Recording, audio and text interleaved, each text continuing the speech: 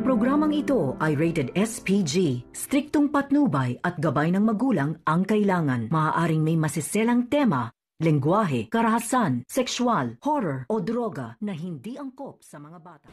Nakaligtas na naman si Moira sa kanyang mga ginagawa kung saan nakuha na naman niya ang pera. Dito na nga ay talagang prosegido siya na tawagan ng kanyang anak at sabihin dito kung kamusta na itong si Don Pepe. Dito niya nat itinanong at talagang wag daw patatakasin itong si Don Pepe. Pag nagbalak tumakas ay talagang babarilin niya ito. Dito na sinabi ni Zoe na hindi niya kayang gawin iyon sa kay Don Pepe dahil alam niya ang katotohanan at ayaw niyang bahira ng dugo ang kanyang mga kamay. Pero dito nga si Zoe ay talagang pinuntahan ang baril kung saan nakalagay ito at talagang kinuha niya ito at tiningnan.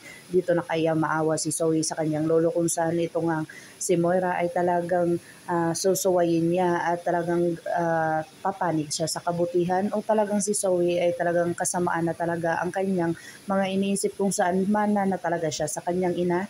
Dito na nga si Lynette ay talagang nakakuha na naman ng pera kung saan nakita siya ni Dr.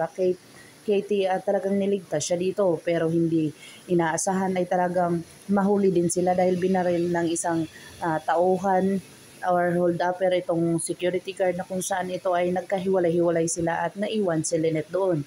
Pinaghahabol si Lynette ng mga tauhan ni Moira na kung saan ito nga si Lynette ay talagang porsigido na lumaban at talagang hindi nababalik doon sa mga hold-upper dahil sa talagang pinagbantaan siya at ang kanyang anak na si Annalyn at talagang porsigido siya na makawala dito dahil sa hindi ito sumusunod sa kanilang mga usapan.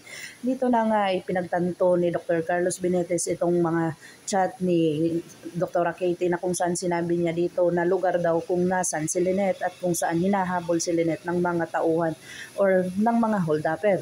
Agad-agad naman itong rumesbak itong si Dr. Carlos Benitez at ang kanyang anak na si Harry na kung saan pinuntahan nila ang lugar na kung asan si Lynette. Dito na nga kaya malaman ni Annalyn Santos na ang kanyang ina ay nasa kapahamakan na kung saan ihahatid nila itong si Giselle dahil nahimatay sa Estrange Medical Center.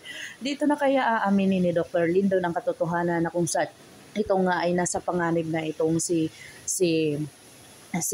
Annalyn at saka si Lynette at talagang ang may kapakanan ay si Moira lang naman. Pakakabangan natin ang mga susunod pa na episode na ito. Ang abot kamay na pangarap. If you like my story, please like, share, and subscribe para ma-update po kayo sa mga susunod pa. Yun lamang po at maraming salamat.